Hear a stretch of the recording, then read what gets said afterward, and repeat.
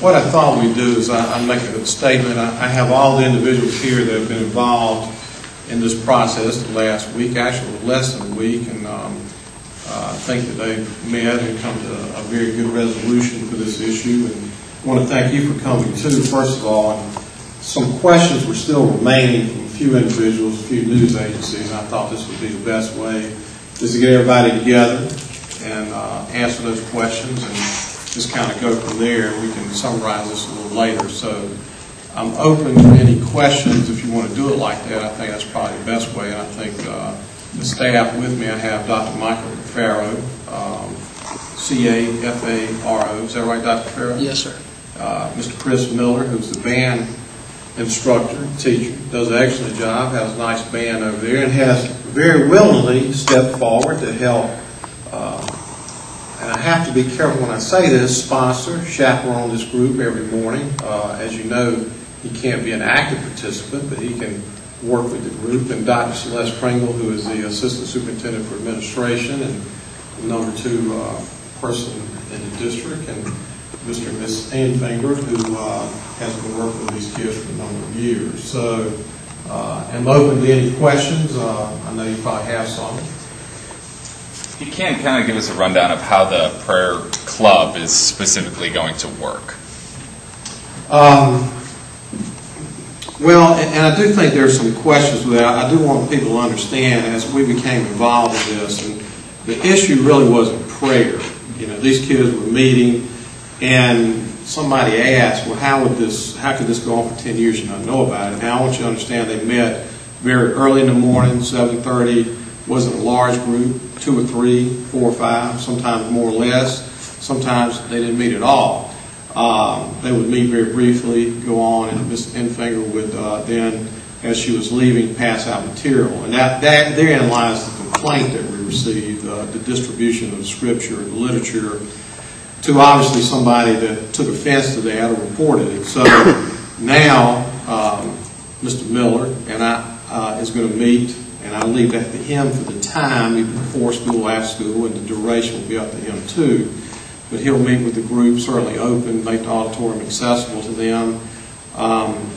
Dr. Pringle may want to add a couple of statements to that about some of those issues. You want to speak to that, Dr. Pringle? Yes, sir. Actually, Mr. Miller and I met on... Does she need to come over here? Probably do it. Yeah. Mr. Miller and I met on yesterday, and like Dr. Sturgis said, he very willingly volunteered to lead this group for us. And what's actually going to happen as we envision it, in the mornings, at approximately 7:15 to 7:38, the students will meet.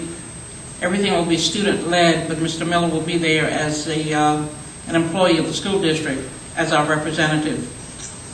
There will be some posters posted at the school on tomorrow. As you know, we don't have school on Friday of this week, nor on Monday of next week.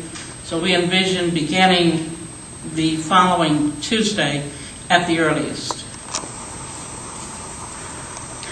When you say beginning on Tuesday, that'll be the first time that the club is expected to meet? That will be the first time this group will meet with the supervision of Mr. Miller, yes. And certainly Ms. Enfinger is welcome to be a part of that, or any other person or individual that the club may ask to attend. We do have a lot of ministers that come and go from our school, and we have a great relationship with them. Usually they come specifically for meeting with members of their congregation, students, and they basically follow the same guidelines. We have similar clubs at other schools, and one thing that we want to make sure that we have is that we have consistent guidelines and everybody understands this, and generally we do. Dr. Farrow here is the principal. He may want to stand up, Dr. Farrow, and say a few words. He's always very eloquent, and may have a question or two for him. Like Dr. Dozier said earlier, this organization has met for a number of years, and it's important, just like any other club, to be in compliance with both board policy, federal and state guidelines. And I want to make it very clear, we never denied anyone any opportunity. In fact, we have a lot of opportunities at Georgetown High School. I'm very proud to announce that We had a National Merit Scholar finalist, only one in the district. National Achievement Scholar, which is part of the National Merit Program, the only one in the district. You know, those are important things too. I know this is an important issue, but we also recognized over 550 students with perfect discipline records. And my only wish is I wish we could have more reporting of those things and probably less of situations like this, but I do understand the magnitude and the importance of issues such as this. And I want to get positive news out there as well. Dr. Cafarro, what has the parents' reaction been since the story broke? Most of the reaction that I've received is, when is the group going to convene again? Because it is important. You know, churches are an important part of all communities. And, but we also understand that there are those who have rights on both sides. We understand about the federal law, federal guidelines, and we have to respect those. And we're certainly going to be, you know, from this point forward, in compliance with all those guidelines. Religion, unfortunately, can sometimes be a slippery slope, especially when it comes to state-run facilities. Did you guys find it difficult to try and balance the whole operation and make sure you're doing the right thing and you're staying under the law and you're trying to keep as many sides of what's a very difficult issue clear? Certainly, we understand the parameters of those issues, and we understand those guidelines. And I think perhaps, as Dr. Dozier said earlier, if we stepped out of the boundaries a bit, it was the dissemination of literature. Because of any group, any organization, political, religious, any organization, there's a process and a procedure that we have through our board policies that everyone has to follow. Those things are regulated. And other than that, you know, we were pretty much, in fact, we were within the guidelines and parameters of the established federal and state guidelines. Have any students approached you saying that they didn't want this club actually activated on campus? Did not want it?